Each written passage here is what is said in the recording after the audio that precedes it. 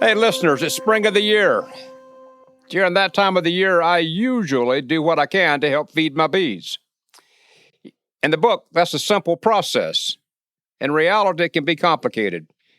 Jeff, how often do you feed bees? What's your idea?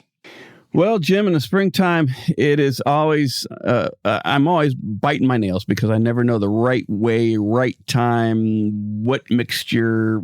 I don't know. Yes, feeding is important. I try to feed back comb honey if I have it because I usually have a dead out or two. Oh, that's good. Well, do you have time to talk about it? Let's go into this for a bit. Yes, I do. Thanks. Just to be sure everybody knows who we are, I'm Jim Tew. And I'm Jeff Ott, sitting in for Kim Flottam. And we're coming to you today on Honeybee Obscura, where about once a week we try to talk about essentially anything and everything about bees. You are listening to Honeybee Obscura, brought to you by Growing Planet Media, the folks behind Beekeeping Today podcast. Each week on Honeybee Obscura, hosts Kim Flottam and Jim Tew explore the complexities, the beauty, the fun, and the challenges of managing honeybees in today's world in an engaging and informative discussion meant for all beekeepers, long-timers, and those just starting their journey with bees. So sit back and enjoy the next several minutes as Kim and Jim explore all things honeybees. Jeff, this feeding thing is deceptive because you think, let's just go give the bees some sugar syrup. They really appreciate that. Well, that's the absolute basic concept of what's about to happen. That's the 100,000-foot level. That's right. That's it. Why? Why are we doing that, Jeff? Why would I go out right now to colonies that just survived the greatest dearth of this winter, of the season? Mm-hmm. They still have some honey on them. Maybe. And I'm going to put a feeder on. Why am I doing that? Well, because at this point in time of the year, as you pointed out, the flowers are only just starting coming up. Only the dandelions, and I know there's a controversy about dandelions now, but dandelions have historically, or at least historically in my term of beekeeping, it's been the first sign of spring and a good thing for beekeepers because it's one of the earliest flowers to bloom. So it's difficult time this time of year because there's very little in bloom, very little pollen sources, very little carbohydrates for the bees to eat. And you want that colony to get up to speed quickly. So you supplement that feeding in the springtime. I agree. That's in every textbook out there. I don't know always exactly how to do it. I think that I am stimulative feeding. And until science tells me otherwise, I'm going to cling to that we are stimulating the bees. We are jostling their behavior to help them be eager, to help them pick up the brood production some so that they would produce more bees, more brood, ergo more honey and more pollination than they would in the wild with a smaller, more natural nest. So I feed. I use different kinds of feeders, different kinds of feed concoctions. Most of the time, the best feed, didn't we luck out on that? Most of the time, the best feed's just common table sugar. Yeah. That you can buy at any grocery store, anywhere. And we're going to talk about basically feeding the carbohydrate, the sugar feeding, right? And the whole topic of pollen substitutes is, boy, that could take a whole nother episode. You're taking my thought away from me. I was going to say that we didn't luck out with feeding protein. We had to work on that a lot more. It took a lot longer. Yeah. But we have some excellent products out there now. But yes. Okay. Later on, some other episode, we can discuss pollen or protein feeding, which is not the same as carbohydrate feeding. So we're talking about springtime feeding and just high level. That's different than fall feeding when you're trying to get them ready for the winter, correct? My understanding of the fall feeding, winter feeding is that you're really serious.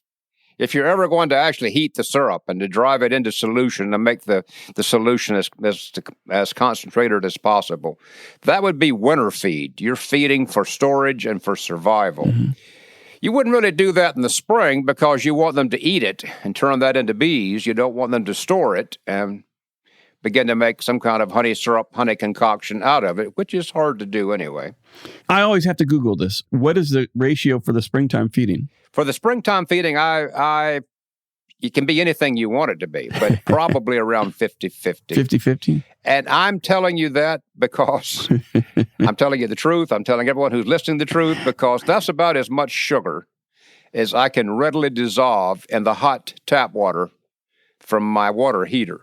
Mm-hmm. So that's how I came up with this 50-50 thing. If the colony is starving, Jeff, mm-hmm. and you're really worried that this colony is not going to make it, then jack it up. Heat the sugar syrup more on a stove somewhere and make the concentration thicker. But if it's just a colony that's got some honey stores on it, it looks pretty good.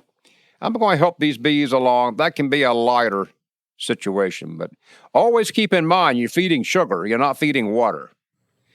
So you're not really accomplishing anything by putting 5 pounds of sugar and 50 gallons of water. I mean, you've still just got 5 pounds of sugar, mm-hmm. and the bees are going to have to remove all that water to get to that dab of sugar. Is tap water fine? Generally speaking, tap water is fine. As opposed to what, well water or bottled water? My Evian. Do I put the Evian water? Don't say that. Do the bees prefer that? Here comes the comments and the letters now.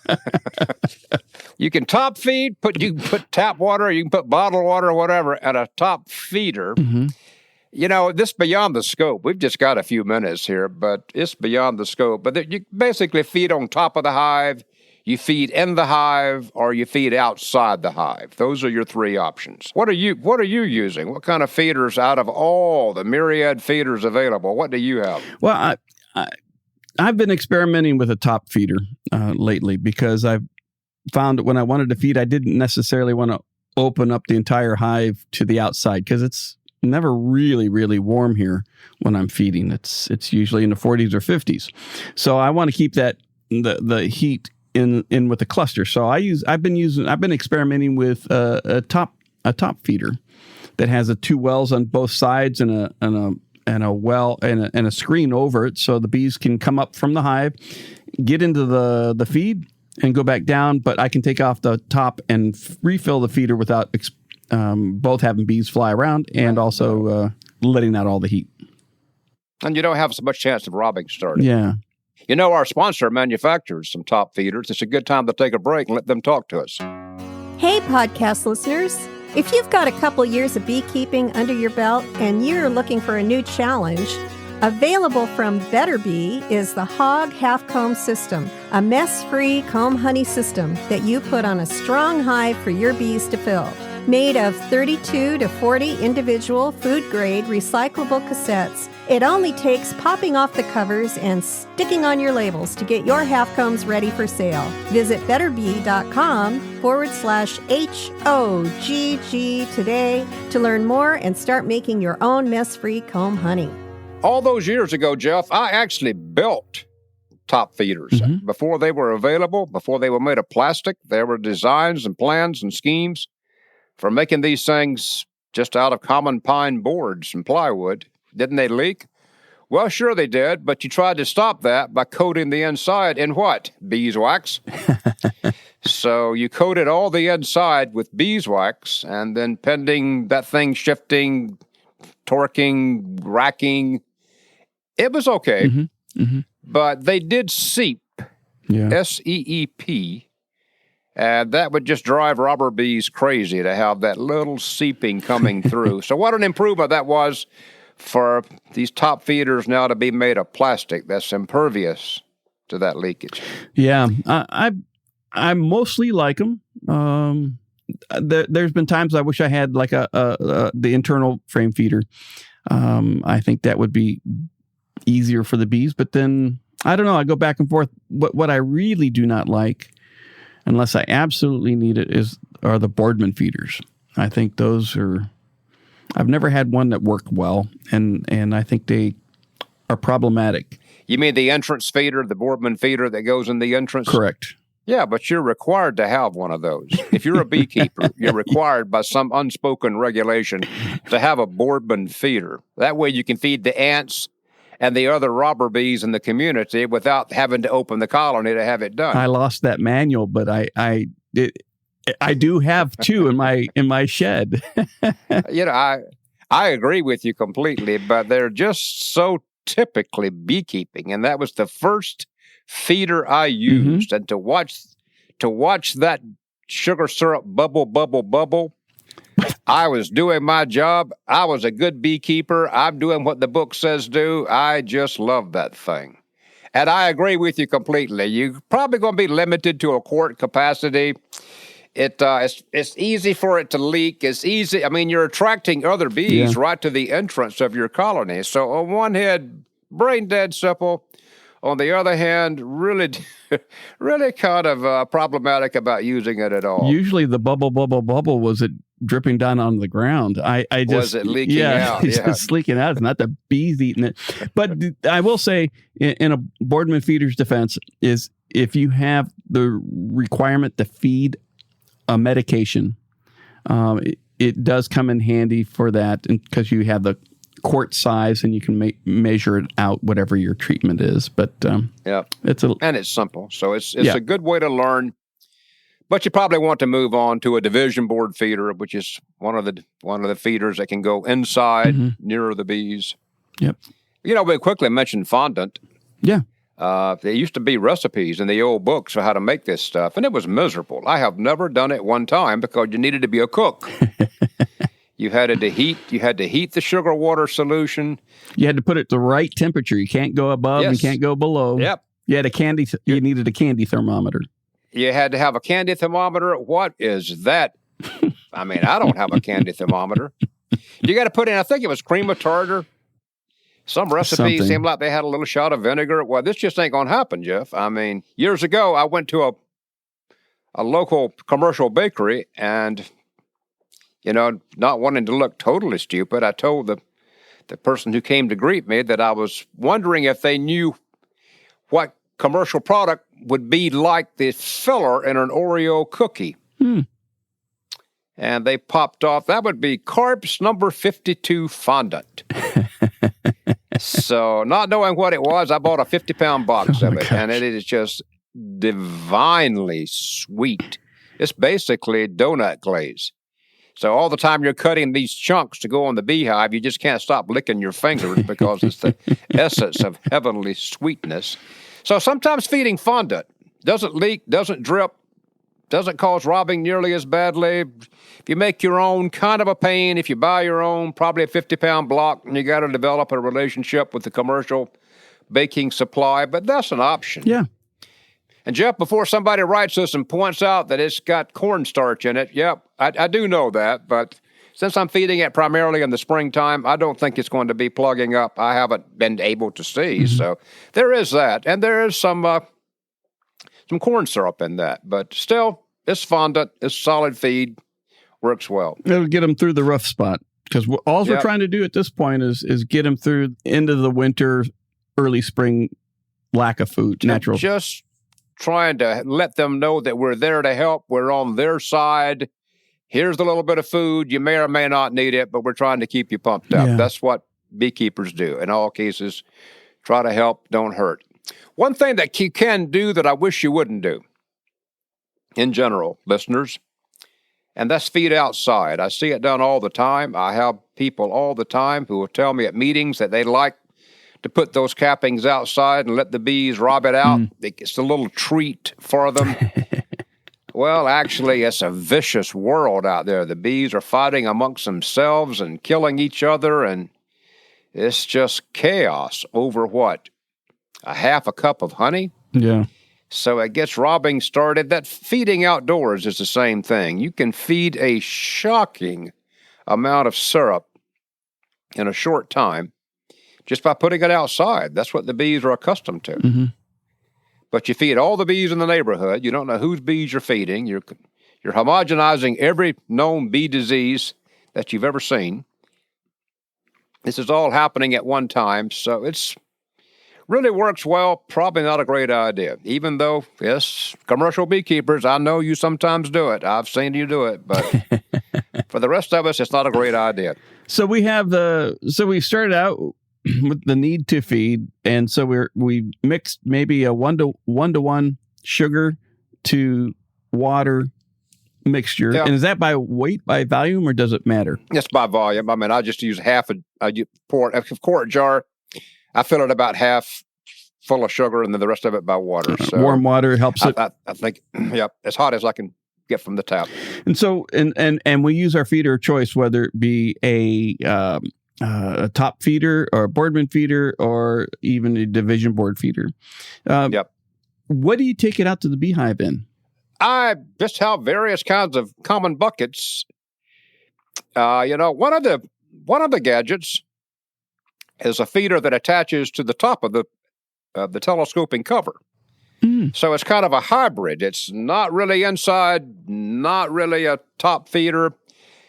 So you put about a gallon of feed in a container that then connects to the top of the colony, and then the bees feed through a hole in the telescoping cover. And when you use that, of course, it's got a handle on it, and you just carry it out to the beehive. Otherwise, take a can and don't mix it in the bee yard. If you're feeding, you probably don't have a nectar flow. Always keep that in mind.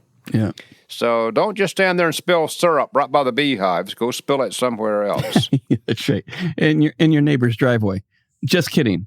I understand that very well. How about feeding honey back? Oh, that's a good one. We have time to mention that. We're almost out of time, but if you've been keeping bees as long as you and I have, you just accumulate stuff. You accumulate old equipment, you accumulate old smokers, and you'll be surprised how much old honey you've got sitting around. Well, I want to feed that back to the bees. Well, go slowly. The books will always admonish you that that's a possibility for spreading American foul brood. That is a possibility, probably small, but don't ignore it. Cut that honey by at least 30% with hot water. Blend it back up, turn it into a thin honey solution, and only feed what they can take overnight has been my experience and that of others. And you can let these bees reprocess honey for you. They are these consummate professionals at doing it. I had not ever heard to cut it by 30% or cut it down to 30%. And they can take it straight, but think about cold honey. Yeah. Think about how thick it makes a lot of sense. that is. I like that. And feed it in a regular feeder. I mean, whatever your feeder choice is. Feed it in whatever you're feeding in. Probably, in my case, a top feeder. Yeah.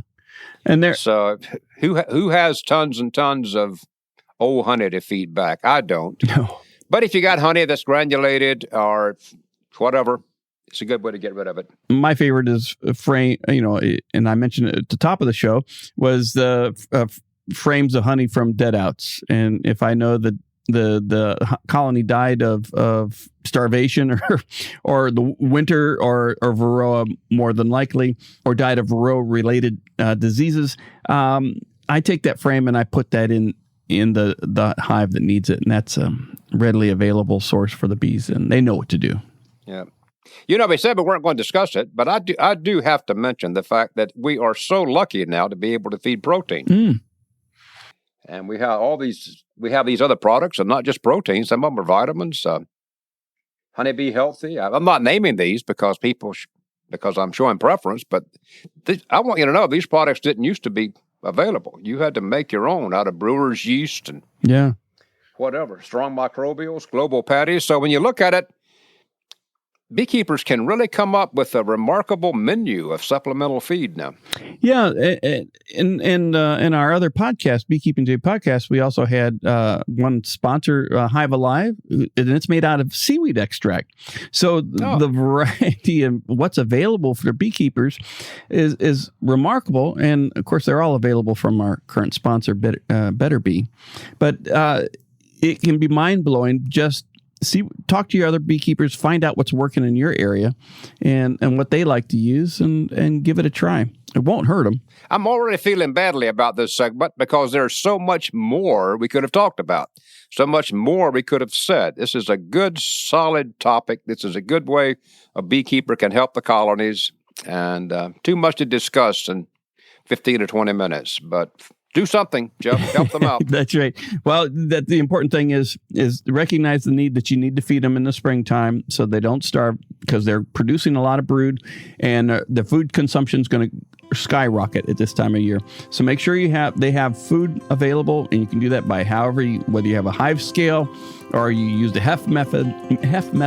Make sure they have food available, supplement it as needed, and then they'll let you know when they don't need it anymore. They'll stop taking it. Nicely said. Nicely said. I enjoyed talking to you. I appreciate the people who listen. I always appreciate them. Until we can do this again. Well, thanks a lot, Jim. I appreciated being here. Thanks for inviting me in, and look forward to having Kim back. Bye-bye.